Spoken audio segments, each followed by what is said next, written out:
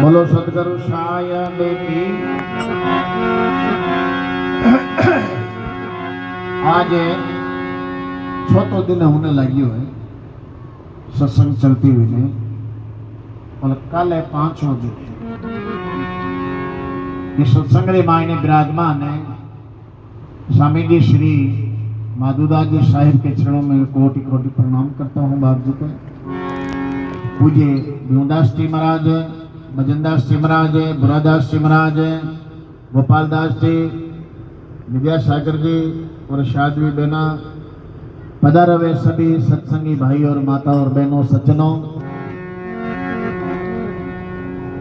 वाणी बहु प्रकार की है, अनेक प्रकार की वाणी में बातें आती है, सीखने के लिए, सिखाने के लिए, बोलने के लिए, बुलाने के लिए।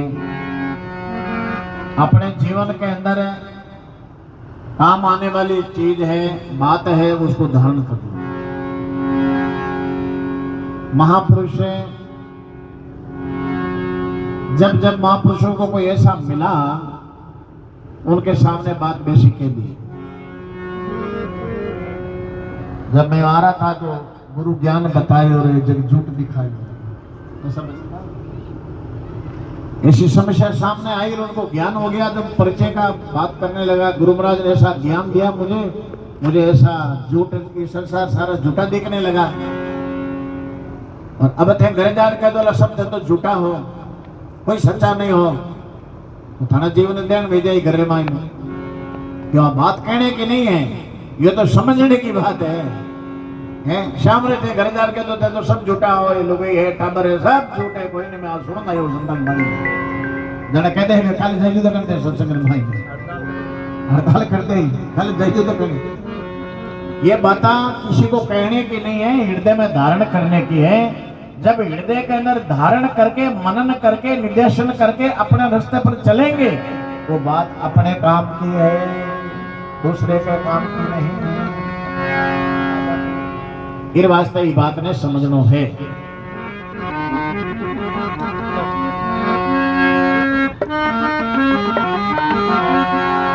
और बहुत प्रकार की बात के लोगों ने मांगे कि महाराज दो चौधरी सुनाई दो, तो माता बहना भी मन है कल भी की उनकी महाराज दो चौधरी। देखो जैसा मणि का प्रश्न चलता है वैसे बोलना पड़ता है, और ये महापुरुषों का मंच है, इसका भी मर्यादा ध्यान रखना पड़ता है। लेकिन चलो आप लोगों का विचार हो गया तो जैसा मुझे आता है ऐसा महापुरुषों के चरणों में रहते हैं। चौधरी कोई खराब नहीं है, नाम है चौधरी का, अंत में भजन अपना शरीर का ही है, चेतावनी का भजन है। और चेतेंगे तो बहुत बढ़िया बात है। यानी कि ज्ञान देवा ने चेता ही कोनी बाजू बेवा तो खाई का हम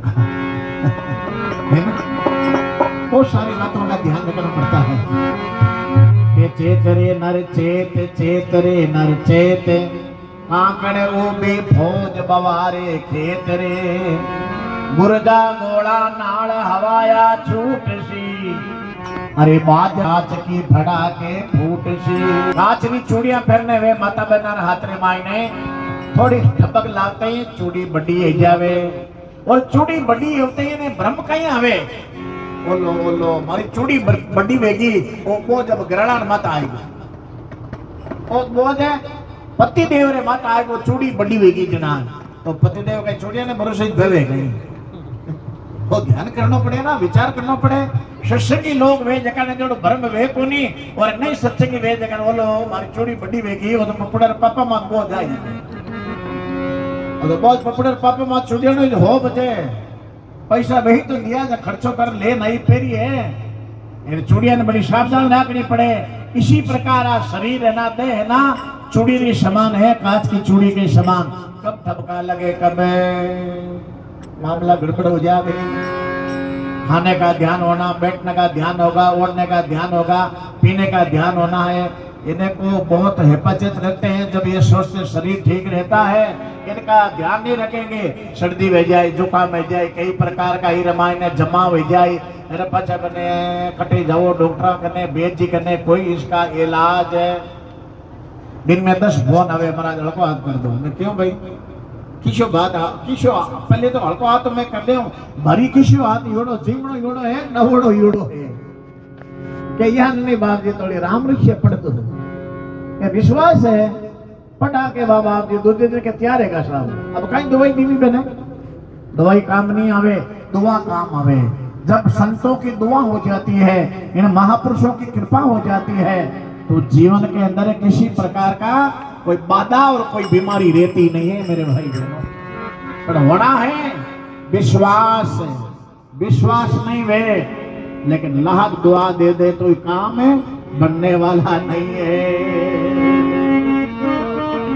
और कल मारवाड़ी ने क्या होता ना बेमरी दुआ तो हकीम साहब करने को नहीं मिले घटे झोपड़ा बैठे भी नहीं मिले आदमी ने कोई किसी प्रकार का बेम नहीं रखना है संत महापुरुषों की सत्संग सुन ली संत महापुरुषों की शरण में आ गए तो किसी प्रकार का बेम नहीं रखना है बेम नहीं रखना उस आदमी का बेड़ा पार है बेम कहीं वैसा और बेम को निर्णय